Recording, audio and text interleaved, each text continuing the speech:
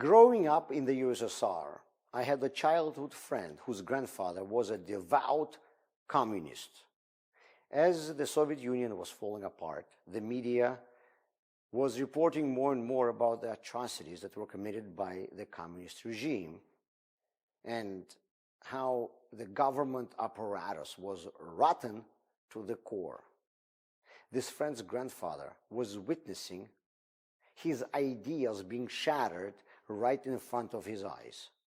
He saw how the ideas that he dedicated his entire life to were proven to be completely wrong. He witnessed how the credo of his life that he held on to so dearly was reduced to garbage. His world was crumbling. And he was not alone. Millions of people lived their whole lives believing in the communist ideals. And we're now witnessing the entire belief system falling apart. Saying to yourself, my whole life was a mistake, is one of the most difficult things a person can live through.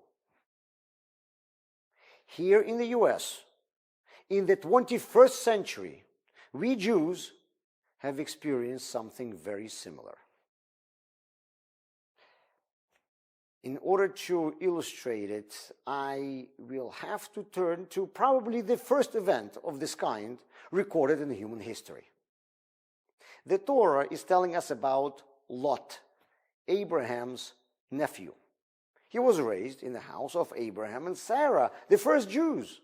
But as Lot became a man of his own, they decided to go their separate ways. And where does Lot settle? He didn't choose just a regular place.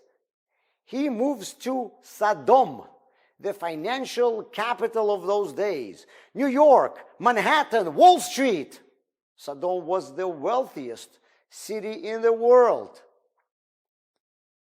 And there, against all odds, he manages to really make it in life.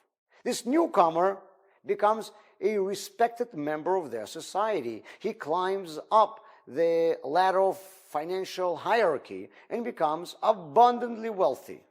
His daughters marry local citizens. That means that he gets social acceptance.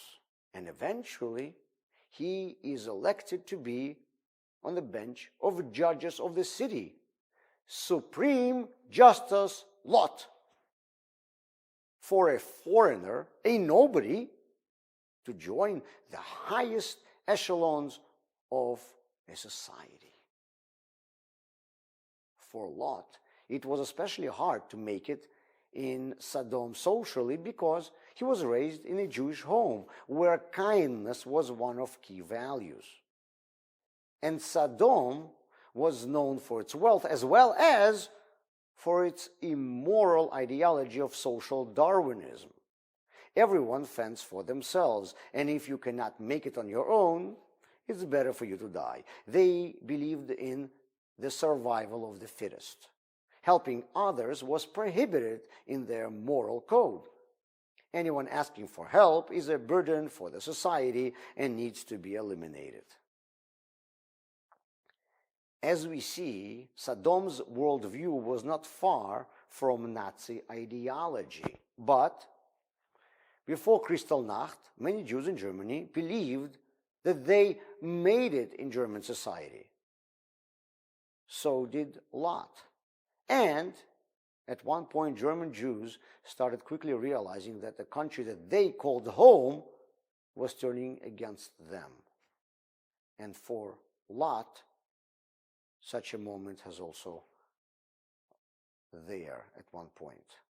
Right as Lot thought that he is already fully accepted in the Saddam's elite aristocratic circles, something started changing very rapidly. Or maybe nothing was changing, just the undercurrents that were covered till now began to show themselves. You see, hosting guests is a form of help that we offer to others. In Jewish communities, it is considered a virtuous act. And I'm sure that this is what Lot learned from Abraham and Sarah. But in Saddam, assistance to anyone in any form, including welcoming them to sleep at your house, was strictly prohibited. One day, 2 guests knocked on Lot's door asking to stay overnight. He, due probably to his upbringing, couldn't refuse them.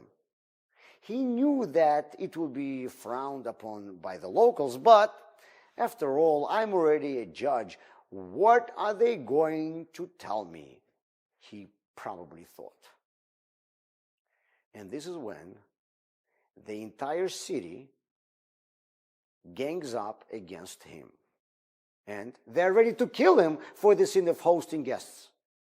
When he's trying to talk to them, what are they telling him? This stranger is going to teach us different morals? A stranger? I thought I'm already one of you. I thought you accepted me fully. As the story goes, the 2 guests reveal to Lot that they are really angels. They incapacitate the man who tried to kill Lot, and they tell him, take your family and run, as we are about to destroy the city of Saddam. Lot goes to his sons-in-law, telling them to leave quickly. They mock him. They make fun of him. Lot himself is becoming full of doubt. How could it be that the place that I call home is turning against me? I have to abandon the society that I fought so hard to become a part of and succeeded.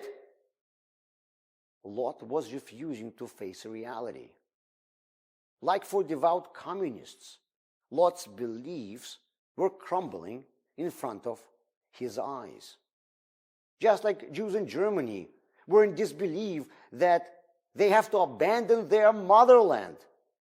They did not believe that those whom they considered friends for their entire lives would start killing them.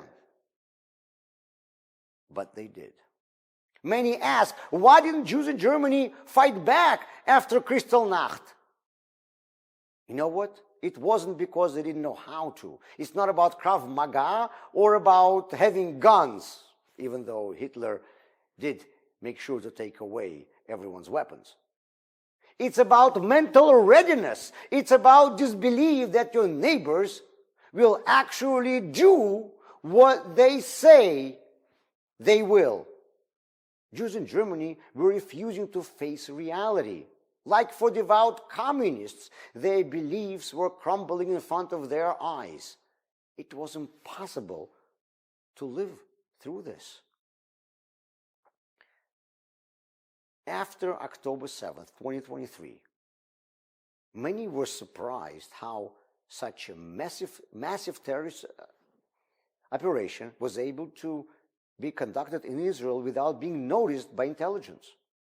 Obviously, it is a complex situation, and there are probably many contributing factors. But Haaretz, one of the main newspapers in Israel, has written that according to its analysis, every red flag and every warning was there.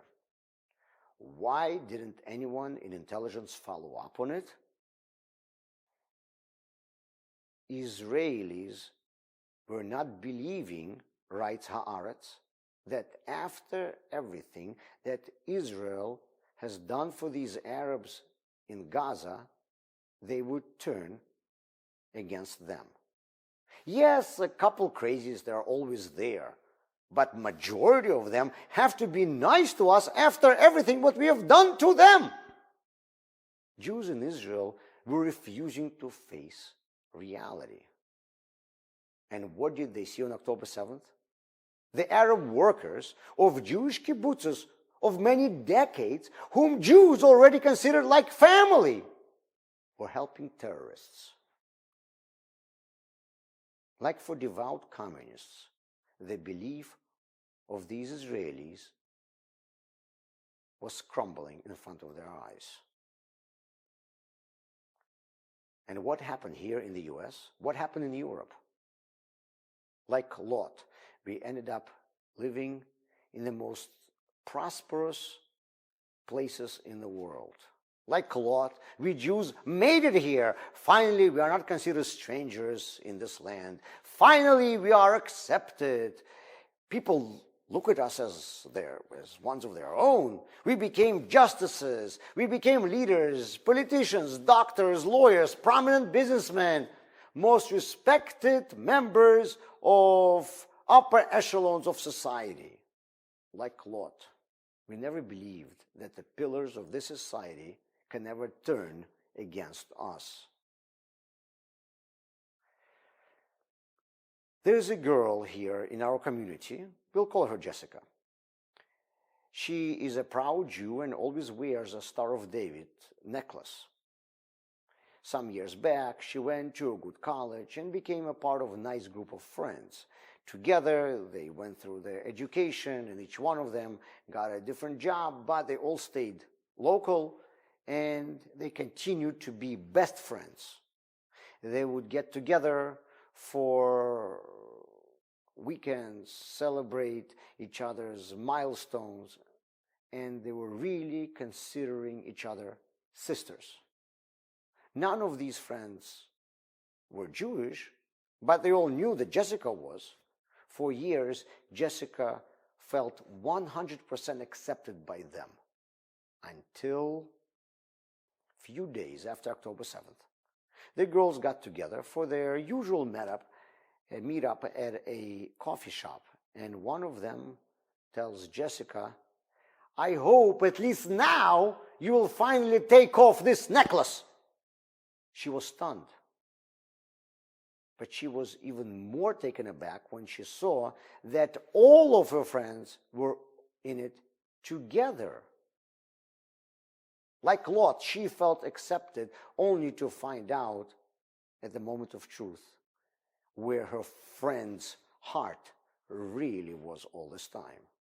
Like for people who survived the fall of communism, she had to come to a realization that her entire previous life was a mirage. The people who she considered to be the closest human beings on earth were really never her friends. The culture that she worked so hard to become a part of and finally felt like her own told her, "You have no home here." Time and time again, we Jews have been becoming very comfortable in the non-Jewish cultures around us. We fully adopt it, and we feel proud that now it's already our culture. We become more German than Goethe, more French than Napoleon, more Russian than Pushkin, and more American than the descendants of Mayflower pilgrims. We feel accepted by them till the day when our world crashes in front of our eyes. The events following October 7th were that moment for so many of us. I might consider myself a German, a Russian, an American, but German, Russian, and Americans will always consider me first and foremost a Jew. What you heard just now was an excerpt from my address during last year's Yom Kippur services. Its message is relevant every year, every day, and in every generation. No matter how American, German, or French, or Russian we would consider ourselves, they always consider us a Jew. But you know what? We as Jews have a lot to be proud of and much to be excited about. This is why I'm inviting you to join us for High Holidays this year, when we will all embrace and celebrate our Jewish identity. Please visit our website, arielcenter.org, for more information. Shana Tova. Happy New Year.